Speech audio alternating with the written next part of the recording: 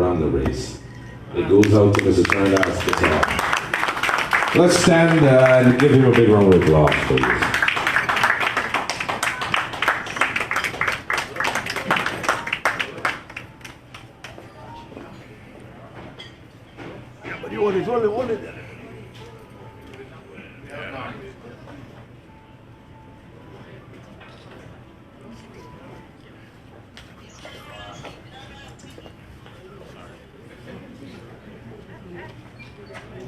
We're good.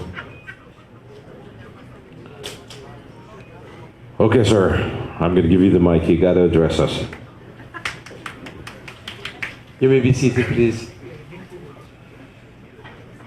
My brothers and sisters, it's hard to say friends to a group like this because I think I have been extremely close to 99% of you here, including Paul and his brothers, the one who passed away, and there's another one.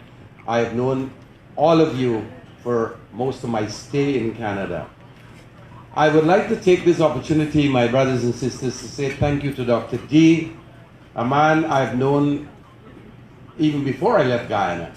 He was living at Canefield, Kanji, and so I've known him, his family, for a long, long, long, long time. I'm not going to say how many years because you might guess my age, and that is a secret.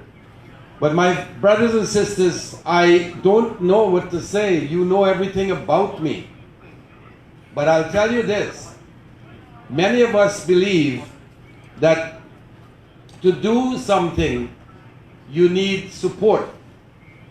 Well, I did my something on my own. But I'll say this. The support that I've received from my siblings, my nieces and nephews, friends, many of you are here. My brother is standing right beside the what's that, speaker, okay. Right there, Selwyn Peters. He was the first person in Canada to offer me a job. He's a very popular, very well-known lawyer in Canada. And he has stood beside me with one understanding only. Charan, it doesn't matter who I am, what party I support, but you voted according to your conscience, and I have no reason to doubt that. What you did was what you wanted to do. Has always been beside me, and that's why tonight I thought I'd make a special effort to get him. He did come a little late because he went to the other Calypso Hut, but he's here. I'd like you to give my friend, particularly Selwyn Peters, a big round of applause, please. And again, what I did was what I wanted to do. More than that, it was what I know that I had to do. My brothers and sisters who live in Canada, I don't know if any of you here is from the United States, but when you're not employed, you have unemployment benefits to fall back. Force that can be described as the balancing, that holds the balance of Parliament. That did not happen. We became PNC, and we support every bill that the PNC passed or presented in Parliament. One that was very disgusting, Hamilton Green Bill. Parliament works this week very quickly. I mean, I can talk from now until morning. Do you have that much time? No. Okay. Hamilton Green's pension bill. When he was Prime Minister, it was during the Burnham time. Hoyt fired that man. And so it was 23 years of the PNC, 4 or 5 years of the Desmond Hoyt. He was unemployed. But we passed a bill that upgraded his pension. When you sit in Parliament in excess of 5 years, you're entitled to 100% of your salary as pension. Hamilton Green's pension then could not have been more than $100,000, which was the Prime Minister's salary. We approved the pension for Hamilton Green, not for all Prime Ministers, Hamilton Green only. And so he is today receiving the pension that Sam Hines is receiving, in excess of $2 million per month, even though he was laid off for 20 years. If you can see the magic in that, and wish to God that all unemployed people can then be brought up to today's date and be paid today's salary, the lot of Ghanaians will be very, very happy. That and another bill that did not sit well with me was the Juvenile Justice Bill.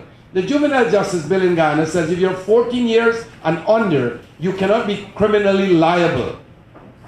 Now, in England it's 10, in Trinidad or next door neighbor it's 12. So if you don't like Charrandass, you will tell your 13-year-old, look, take this gun and go shoot him, or take this knife and go stick it in his gut somewhere, and the boy can't be charged or the child can't be charged. We ask that that be made 12 years at least. No, stays at 14. So you have some very young persons who will have nothing to worry about when they commit offenses. So that was again one of the bills that I felt I should oppose. Now here's Parliament in Guyana. You're from a list. You don't have a constituency basis, so your constituents cannot vote you in. Like just recently, Prime Minister of Ontario, the Premier, sorry, he had to fire one of his ministers because she voted against him. But she is now sitting as an independent in the provincial government. That did not happen, could not happen, will not happen in Guyana unless the laws are changed. Once you vote against your party, which is from a list, you are removed immediately. Now what you saw on TV was Walter Lawrence asking, after I said one yes, there was commotion, asking to have 2 minutes time out. They sit just directly in front of me, arm's length only. And Patterson, who couldn't see right but he spoke, he said, we will remove him right now. And so Walter Lawrence stood up and asked the speaker for time out. 2 minutes time out. After the commotion started and the voting was the voting was stopped.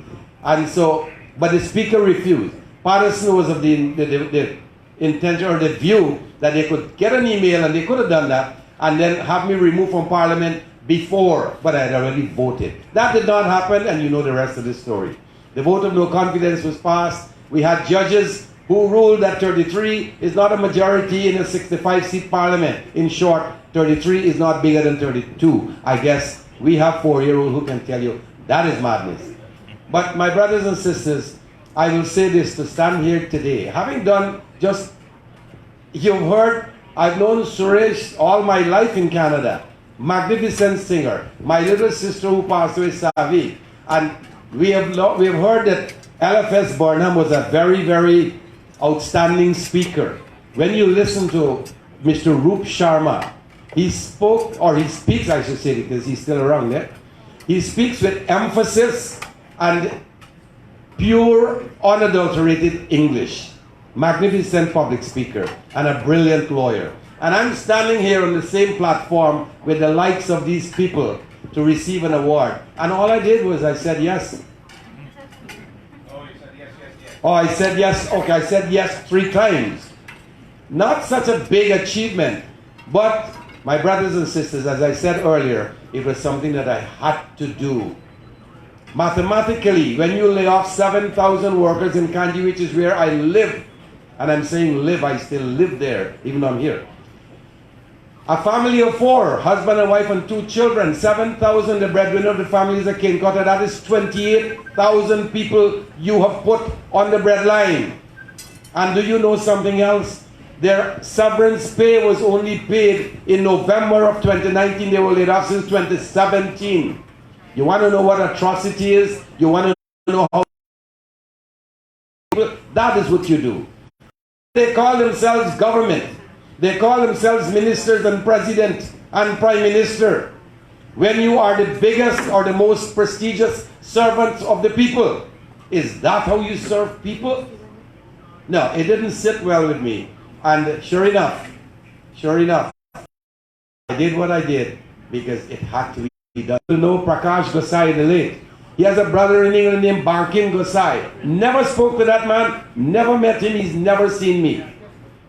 He sent me a text congratulating me and said his door is open, he lives in England, if I need somewhere to stay, I can always find refuge in his home.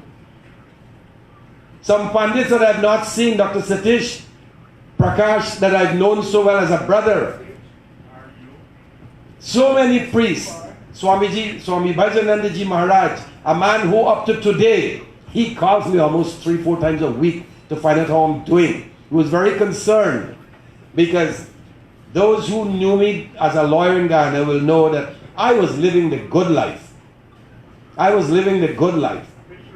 And to just drop that, it was like hot cake for me. But I was in the hands of a magnificent strategist, a very diligent US Army vet by the name of Peter Ramsaroop. And I want all of you to recognize that name. If Peter Ramsaroop did not support me at that particular time, I was going to change, or I wasn't going to even vote yes. So big round of applause to my friend Peter Ramsaroop, please. And if you look at the video, you will see Peter sitting in a nice suit, standing up, sitting down, looking like this all the time. I said, I don't want anybody to hit me behind my head. Peter sat there, and Gordon Mosley, who commented on a lot of things, said, the PNC have got to have a bunch of fools in Parliament. They saw Peter Ramsaroop sitting behind Charrandass for 7 hours. Did not even go in the cafeteria to have lunch, went to the bathroom, and he mentioned that. And then came back and he sat right behind me for 7 hours, and they didn't know something was going to happen. Anyways, my brothers and sisters, the rest of it you've seen. All of that happened that night happened, and then it went to the court, and then election, and then the rest of it. And you saw people who did not want to relinquish their hold on a nation. And you cannot hold a nation for ransom. The democracy has prevailed. Many of you here know the rest of that story. You supported people. You were worried. I was in Monday last Sunday, right after the 2nd of March swearing in. The following Sunday, I was there on the 9th of August. And you could have sensed the relief coming from the people after the new president was sworn in and the former team was removed from Parliament.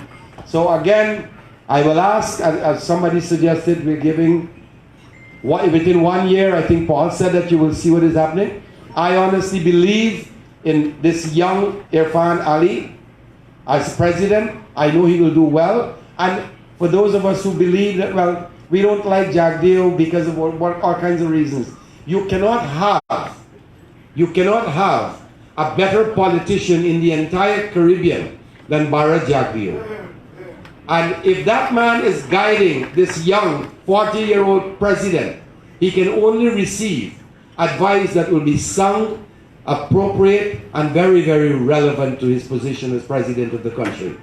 And so, my brothers and sisters, we need to just understand one thing. Give them time to fill the hole that they were put into. Then they will come out on level ground and start from there to make the Guyanese happy. Mathematically, Trinidad has 4 times the amount of people Guyana has.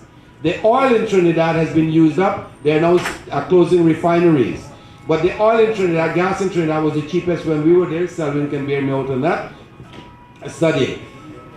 Guyana has 100 times the oil that Trinidad had, and 1/4 of the population. So you sit down and figure into that. 1/4 of the population and 100 times the oil. And you know the Trinidadians had better lives, better money, more money than we in Guyana. Now we have the opportunity, through the government, to make the entire nation happy, wealthy, provide for them. But I hope that they can manage the financing properly. Sit down, and again, those of you who have a chance, if you get a chance to speak to anybody in government, tell them, look, the Guyanese people must be happy. That is all I am asking. The PPP are the direct beneficiary of what I did. The people will benefit from what the PPP now in government do. So let's see what happens, and we're hoping that Guyanese can be extremely, extremely happy. My brothers and sisters, I would like to thank Dr. D again. He has put me to stand on a level platform with some wonderful people, really talented people, people who deserve more than anything else this lifetime. Thank you to them, and I'm standing among them for just saying yes 3 times. Thank you very much.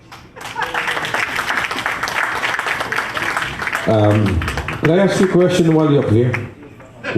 You want to run for politics up here? When you get to Ottawa, hook me up with a good pension thing, you know. I'll support you. Okay, all right, thank you. Let's give this gentleman a big round of applause, please.